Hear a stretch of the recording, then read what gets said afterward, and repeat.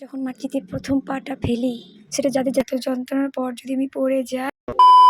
সিজারের পরদিন সকালে আমি কিন্তু উঠে বসার আপ্রাণ চেষ্টা করেছিলাম, আর শুধু আপ্রাণ চেষ্টা নয়, আমি কিন্তু উঠে গিয়ে বাবুকে দেখতেও গেছিলাম। বাবু তখন ঘুমোচ্ছিল, ওই দেখে আমি চটপট বসে বসে ব্রাশ করছিলাম, যাতে নিজে একটু ফ্রেশ হয়ে বাবুকে নিয়ে বেডে বসতে পারবো।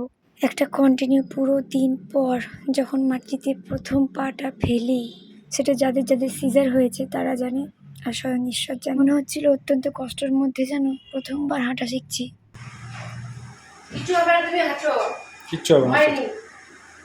আসো আসো আসো, তাকাও।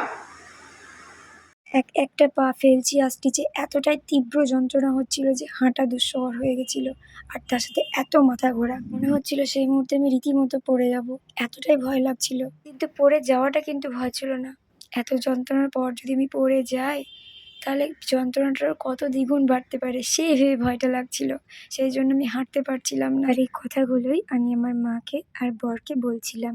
একদম ভালো লাগছিল না, জানো তো। মনে হচ্ছিল যেন কতক্ষণ আমি সুস্থ হয়ে বাড়ি ফিরবো। যদিও সম্পূর্ণ প্রেগনেন্সি জার্নিতে যত বেশি কমপ্লিকেশন ছিল, কষ্ট ছিল, কিন্তু ঈশ্বরের কৃপায় এবং তোমাদের ভালোবাসায় ডেলিভারি করার সময় কিন্তু কোনো অসুবিধাই হয়নি। আর প্রেগনেন্সি জার্নিতে সব থেকে অসুবিধার বিষয়টা ছিল আমার নাক দিয়ে কিন্তু প্রায় সময় খুবই বেশি পরিমাণ রক্তপাত হতো। তখনই আমার লো প্রেশার হয়ে গিয়ে সাংঘাতিক মাথা ঘুরতো।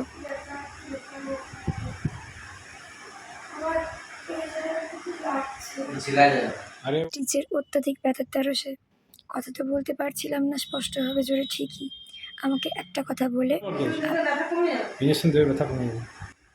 এতটাই কষ্ট হচ্ছিল যেন আমার কষ্টগুলো বলতেও আমার ভীষণ কষ্ট হচ্ছিল। আর কি হারে সেই মুহূর্তে অত্যাধিক কষ্ট যন্ত্রণাগুলো সহ্য করতে হয়েছিল, সেটা আশা করি তোমরা আমার চেহারাটা দেখেই বুঝতে পারছো। আমি তো নিজেকে নিজেই দেখে চিনতে পারছিলাম না।